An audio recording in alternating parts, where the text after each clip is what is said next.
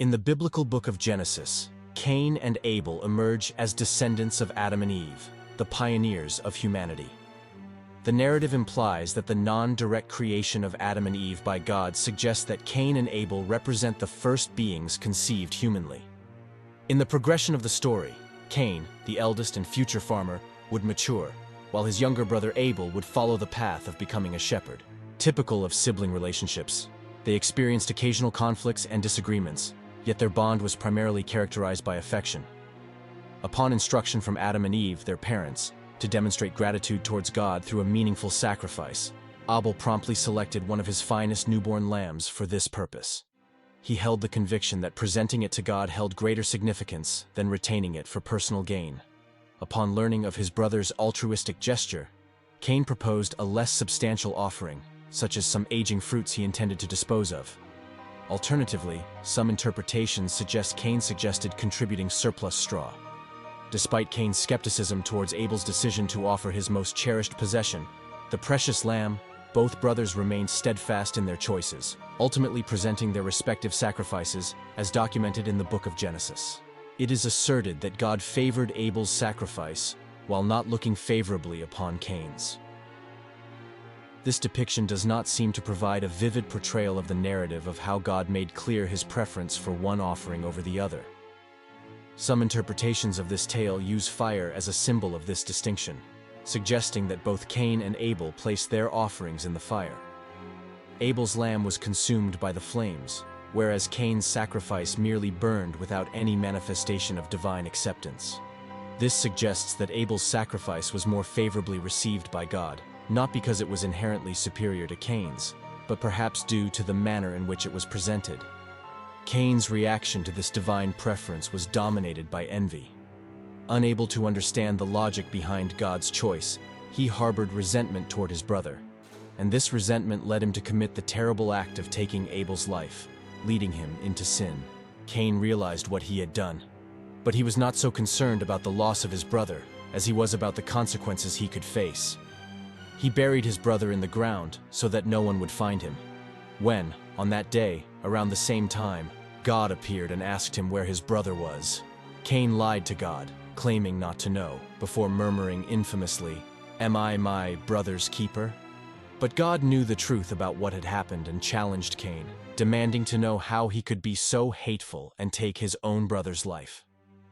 The realization of what he had done struck Cain so deeply that he fell to the ground crying. God would not be lenient with his punishment, although he condemned Cain, causing the land he worked on to never yield crops again. It's possible that this was also a metaphor, suggesting that everything Cain attempted in his life from this point on would result in failure. But then God specified agriculture as Cain's primary profession, and perhaps his purpose. Without a purpose, Cain would have nothing. God did not stop there, although he continued to condemn Cain to be a restless wanderer on the earth, denying him any peace, as he had done to Cain, who indeed declared that the punishment was too harsh and he could not bear such faith. He also expressed concern that if he wandered the earth, he would not be safe and might be killed. But God also had an answer for that, and declared that no one in the world would kill him because they would suffer vengeance 7 times. He marked Cain so that no one would kill him, not to protect him, but so that no one could end his suffering from being excluded, denied, and ultimately cast away from God's divine glory. The story of Cain and Abel demonstrates the ancient idea that I cannot be good without evil. Abel is the good one, and Cain is the evil one, subscribing to the idea that sin or transgression is part of life, and serves to show us that, even if we live our lives as honorably and benignly as Abel, evil will always have an effect on us. Be it the gradual evil that inflames Cain to kill his brother, or the evil act itself that sees Abel become a victim. It takes 2 to tango, like a sibling rivalry, showing us how far jealousy and envy can lead someone to think they would even kill their own brother, just to soothe their own sense of unworthiness.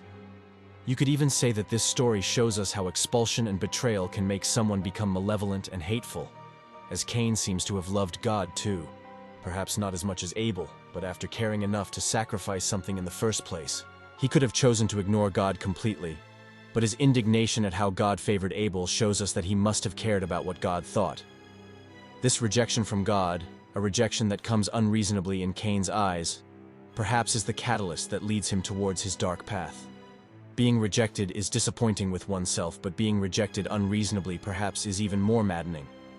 However, you could also argue that Cain only sacrificed anything because his parents commanded him to, and his indignation at Abel's favor with God is not because he cares about God, but because his younger brother outshines him in this task, or is seen as more worthy, causing him shame. Some may even see a correlation between the tragic story of Cain and Abel and real-life relationships, at least in terms of jealousy. For example, Cain becomes angry because God favored Abel and shows clear signs of jealousy, much like someone might react if they were trying to impress someone only to be overshadowed by someone else. The feeling of jealousy is something that all of us have probably experienced at some point, whether romantically or not, so I think it's fair to say that we can all at least understand Cain in this regard. While most of us wouldn't commit the act of killing someone for outshining us or denying us what we believe should be ours, we may have nurtured some resentment towards a third party at some point, or even imagined causing them harm. Cain certainly acted wrongly in murdering his brother, and we can perceive in the magnitude of his punishment the mark placed on Cain by God to prevent him from being killed by another not only ensures his suffering, but some may argue that it serves as a reminder that evil should not be repaid with evil. Those who encountered Cain may have felt a desire for revenge. Revenge for him defying God and causing the pain he did. But upon learning that they would receive God's vengeance 7 times over, perhaps they paused to consider if it would be worth it. They may have realized that killing Cain would only bring more suffering, as they would also be held accountable. But what do you think of the story of Cain and Abel? Can you relate to Cain's indignation, or do you think he deserved what he got? Let me know in the comments below, and don't forget to like this video and click the subscribe button. Also, comment on which interesting people stories you would like to see next. Until next time.